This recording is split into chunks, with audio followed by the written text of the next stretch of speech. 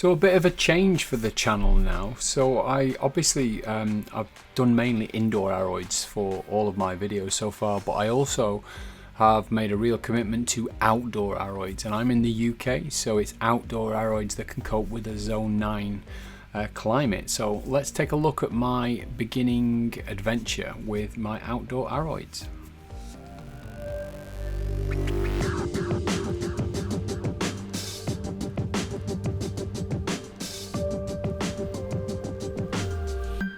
So a slightly different video today. I'm going to start showing more of my outdoor aroids and the plan that I've got for this garden, which is full of aroids.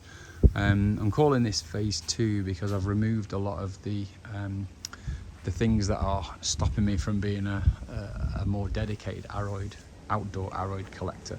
So I'm putting a 6x6 greenhouse in here that's going to be for my more delicate aroids. So I'm going to keep a range of Arisaema, Amorphophallus, Cerumatum, and then some of the weirder varieties as well that I can get my hands on.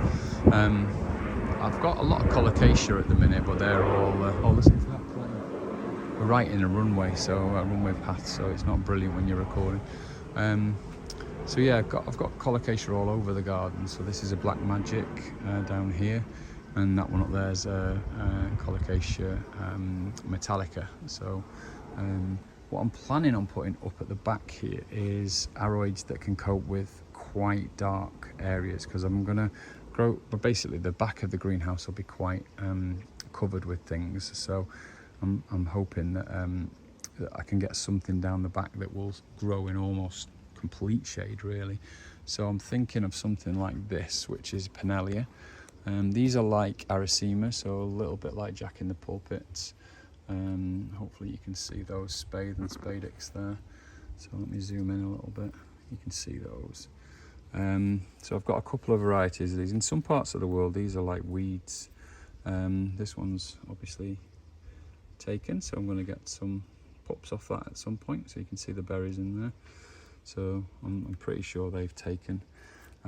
So this one's pedisector, pedatisector actually, and then Pinellia tripartita over here, which is just probably on its way out, some of these leaves now. But these are lovely if you like the Arisaema look and the Jack in the Pulpit look, with this kind of look that I was just talking about.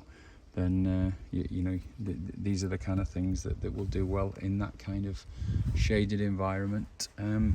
This bit here is a complete mess, so this is just all being redone along here. But what is done, what's looking quite good, is this bit down here. So I've got quite a few rhododendron and azalea, because I'm trying to do like a Himalayan look. So there's a couple of types of smaller rhododendron here, and they're going to get planted in this gravelly back here. But this is where all of the big stuff's going to go, all the more the rarer stuff that can take it, stuff that's hardy. So there are some Hoya in here. So just trying to look what else there is. There's Musa Bajou there, or it might actually be, no, it's not a Musa Bajou, is it? So be a dwarf Cavendish, that one. So I've got some of them going in, some normal callas. This is a Cerumatum giganteum. So in fact it says it is, but I don't think it is, but I think it's something else.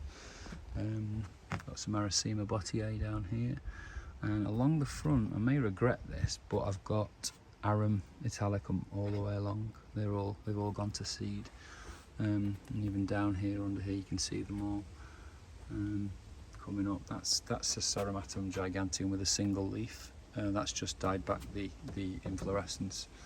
Some small Musa Bajou. That is a Musa Bajou, I think.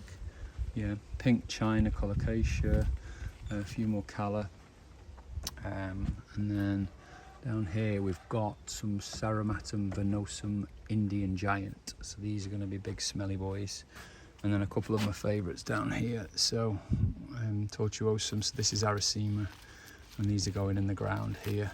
And then I probably won't lift them. I'll probably give them a go, cover them in winter, rather than lift them and just see how they get on. Another Indian giant here, so you can see I've got quite a few Aroids already in place, and obviously these are going to die back. This will be quite empty, but if you think about that going all the way up there and then over to the new greenhouse, should be quite an exciting adventure really. So yeah, I'm going to start sharing a lot more of how I got to this point with this collection. I've got quite a large collection now, and this is obviously this isn't anywhere near even a fifth of it.